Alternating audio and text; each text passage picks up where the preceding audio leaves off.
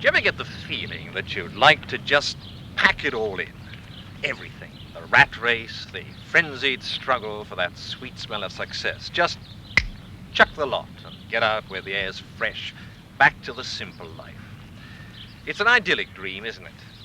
And it seems that in this day and age, that's all it is. Just a dream. Take the case of Dr. Adair Gerby, for example. Now, he's a general practitioner. He's not sick of his profession. In fact, he loves practicing medicine. He just got a bit fed up with living perpetually in boarding houses. So 2 years ago, he did what must be for any doctor an extraordinary thing. He came here to this quiet little corner of Warwickshire, to a public right-of-way, a bridle path, and he built for himself a home, a retreat, a hideaway. He still works as a doctor for some months of the year, but in between times, winter or summer, rain, snow, fog, hail, he sleeps out in his car and lives like a modern Robinson Crusoe. What was a narrow bridle path, barely 2 feet in width, he's widened so that people or horses can still pass quite freely. He's heightened the hedges on both sides of the track so that they now provide effective and somewhat spectacular windbreaks. He's constructed a gateway 10 feet high, which gives the approach to his hideaway something of the appearance of a stockade. And he's built a miniature straw hut, which he can use either as a storage shed or just as somewhere to stretch out and relax.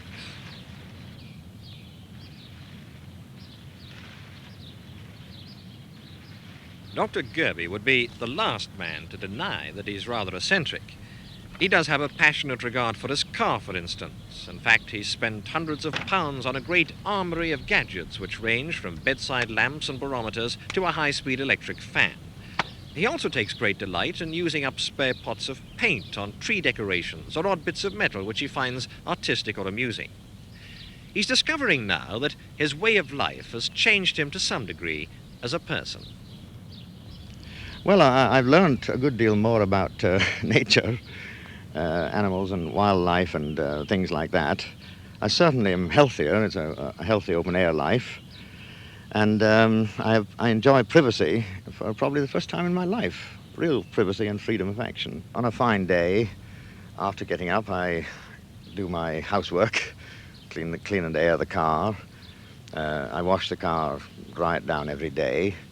There's a lot of work, of course, to be done day by day on this actual hideaway, repairing the damage caused by hooligans, for example, the previous night. Are you troubled by hooligans? Oh, yes. Throughout, they've been coming down regularly and tearing the place to pieces, thinking they're putting me out, but in fact, it only takes me a few minutes to put it all right again. Because, of course, the real work, as I say, is underfoot, and they wouldn't move the stones around. It's too much like hard work. But otherwise, I read a good deal, naturally. I have a typewriter, I use that a good bit. I've got a radio, I listen to that, on the wetter days particularly. And generally potter around and seem to fill my day all right. Do a great deal of car work, of course, not just polishing, but servicing and plugs and points and so on. Well, of course, at the end of the day, you sleep in the car, which seems extremely uncomfortable to me. Oh, it's not. You adapt yourself after 4 years. In fact, I'm only comfortable when I'm sleeping in the car. When I get into a conventional bed again, it's murder. I'm a martyr to a bad back. But surely in wintertime it must be very, very cold.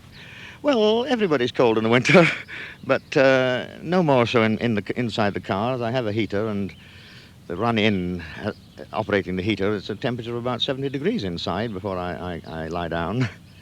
What happens when you're actually working? You can't sleep in the car then, of course. Oh, well, no, but of course, one of the advantages of a job, and I only apply for such jobs, is that I live in. What's the most important thing of all to you, not as a doctor, but as a man? Well, I'm one of those fanatics about freedom of the individual, freedom of liberty of the individual, and freedom of action, freedom to, well, do what one pleases, as long as one isn't interfering with others, and expecting others not to interfere with oneself. I mean, here, for example, there's no one to tell me when to go to bed or when to get up, or not to keep my light burning late, or complaining of the noise of my typewriter or coughing at night, and it's all quite a unique experience. As you know, digs are simply full of busybodies.